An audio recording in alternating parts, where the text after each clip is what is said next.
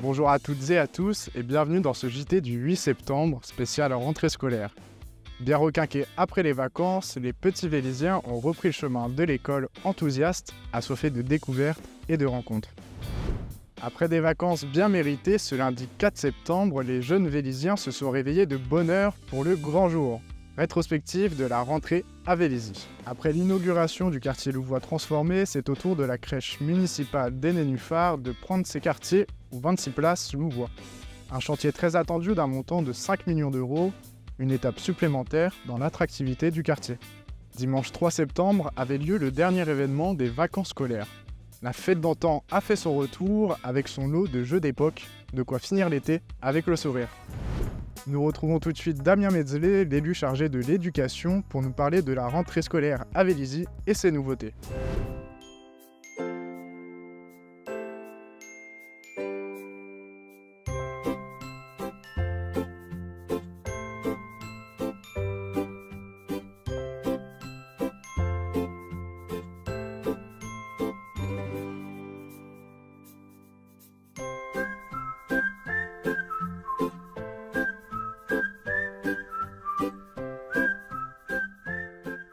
Alors on a fait une rentrée avec 88 classes, c'est un tout petit peu moins de 2200 élèves.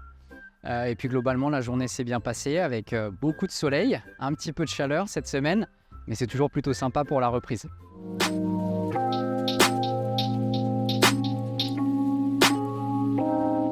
Alors chaque nouvelle année, nouvelle rentrée apporte son lot de nouveautés. Les gros morceaux qu'on a cette année, c'est un nouveau marché de restauration scolaire. J'en profite pour remercier toutes les équipes qui ont travaillé jusque tard cet été, pendant les congés pour le valider d'ailleurs.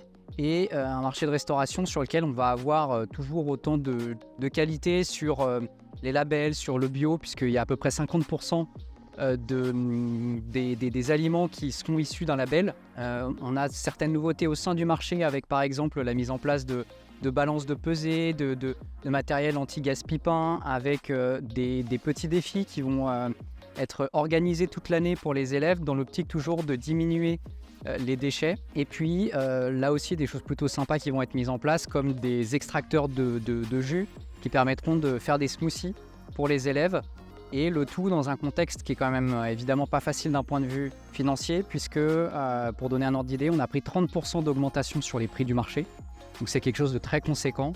On est en train de voir comment on va s'organiser au niveau de la ville, mais il est très probable qu'on prenne en charge une grande partie de cette augmentation-là.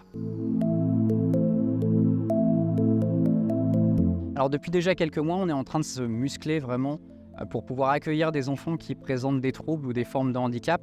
Pourquoi ? Déjà parce qu'il faut qu'ils soient bien accueillis, c'est la base, mais aussi parce qu'il y a des équipes qui travaillent au quotidien et qui ont besoin d'avoir les formations, les outils qui leur permettent elles-mêmes d'être à l'aise. Donc il y a deux grands éléments qui sont nouveaux pour cette rentrée. Un, c'est le recrutement d'un référent handicap et dont les missions seront d'accompagner les familles pour toutes les démarches qui peuvent être administratives, pour l'appréhension du trouble ou de handicap de l'enfant concerné, accompagner les professionnels, les équipes périscolaires, les ATSEM pour pouvoir les former, leur donner les techniques, les leviers qui vont permettre d'accueillir correctement les enfants. Et puis aussi de faire le lien avec le scolaire, de manière à ce qu'il y ait une cohérence entre les temps scolaires et les temps périscolaires pour pouvoir accompagner ces enfants. En complément de ça, on a équipé, ça y est, l'intégralité des écoles de malles dites inclusives, qui en fait sont composées de petits matériels qui au quotidien sont très très utiles pour trouver des bons leviers pour ces enfants et ces élèves-là. Par exemple des couvertures lestées, des casques anti-bruit, des objets à triturer, à malaxer, par exemple encore des timers qui vont permettre d'appréhender le temps. Bref, il y a toute une panoplie de petits matériels qui est très très utile pour pouvoir accompagner ces enfants-là et qui font vraiment des différences tant pour les enfants que pour les équipes qui les accompagnent. C'est vrai que c'est une année un peu particulière au niveau du sport. Il y a la Coupe du Monde de rugby, donc il y a des choses qui se font en la matière, il y a les JO qui se profilent. Et là, on a passé un partenariat avec la Fédération française de judo, par exemple. Et en fait, on a la chance d'avoir 3 dojos qui ont été créés dans les écoles dans lesquelles les directions scolaires étaient moteurs en la matière. Donc c'est le cas à Jean Massé, c'est le cas à Mozart et c'est le cas à Rabourdin où on a maintenant une salle totalement neuve dans chacune de ces 3 structures avec des tapis, bref, un joli dojo qui va servir tant pour le scolaire que le périscolaire.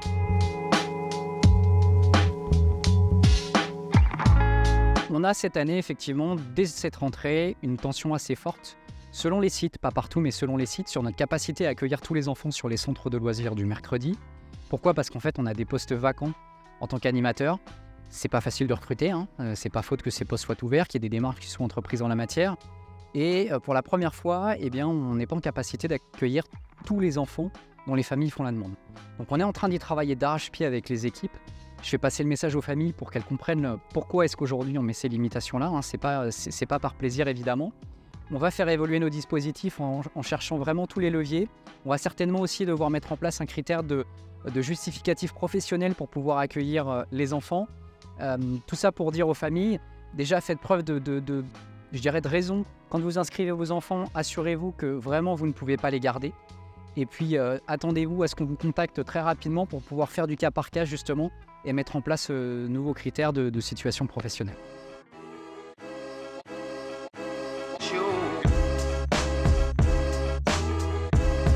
Écoutez, ça a été une belle rentrée à tous les enfants, les parents et puis aussi les personnels, que ce soit éducation nationale mais aussi ville. Un grand merci déjà pour tout ce travail de préparation de rentrée qui est toujours un gros morceau. L'année est plutôt bien partie vu la journée qu'on a passée, donc on a hâte maintenant de vous voir au quotidien et puis de construire autant de projets, de dynamisme et de voir autant de vie dans les écoles. La 8e crèche collective de Vélizy a ouvert ses portes au quartier Louvois.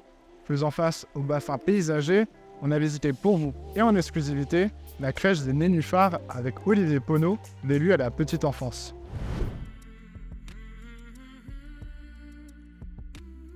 Bienvenue à tous, je vous accueille aujourd'hui pour l'ouverture de la crèche des Nénuphars dans le quartier Louvois, situé juste devant le bassin. Cette crèche est composée de 850 m² sur 2 étages avec 5 sections qui pourront accueillir environ 66 berceaux. Je vous emmène pour cette visite. On arrive dans un des 5 espaces définis pour les enfants qui sont toujours composés un peu de la même façon. Un espace de vie, espace sieste, repos pour le midi, la partie repas aussi qui se fait dans les sections aussi. Ils ont d'autres types d'activités. Il y a un espace jeu d'eau, un espace motricité aussi qui est défini. Dans ces 5 sections, aujourd'hui, on ouvre la section des bébés. Les bébés, on s'est adapté à la demande en fait, des familles. Et dans l'ouverture des futures sections, l'idée, c'est aussi de s'adapter aux besoins des familles qui vont avoir besoin d'une place en crèche.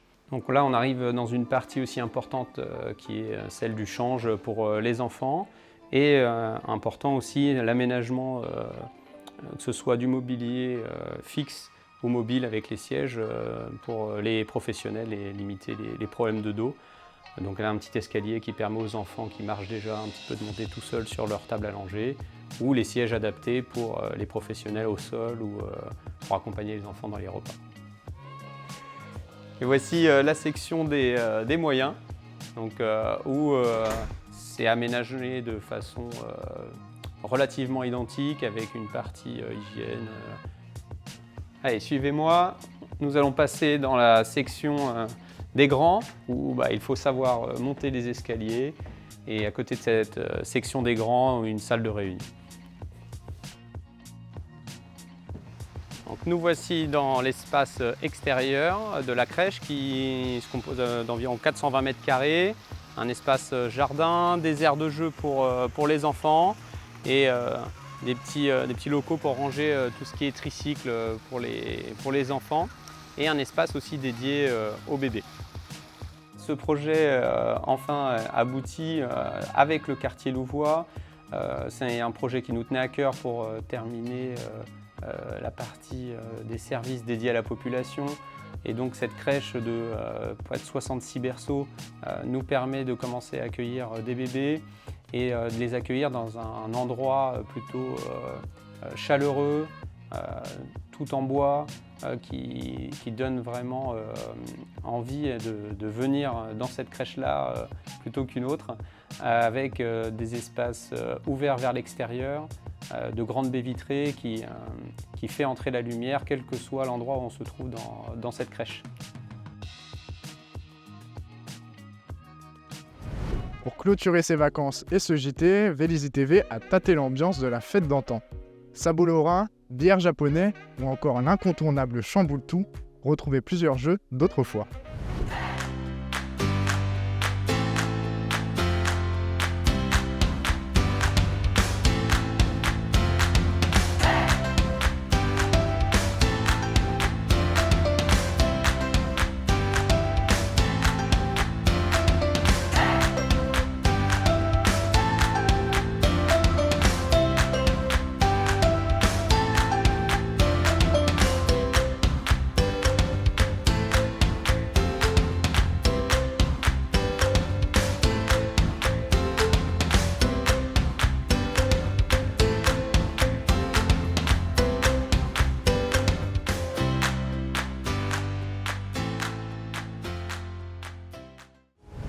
Ce JT touche à sa fin et on vous retrouve ce week-end pour un autre événement incontournable de la rentrée. Vous l'avez deviné, celui de la fête des associations, où on espère vous retrouver nombreux. Alors prenez soin de vous et vive la rentrée.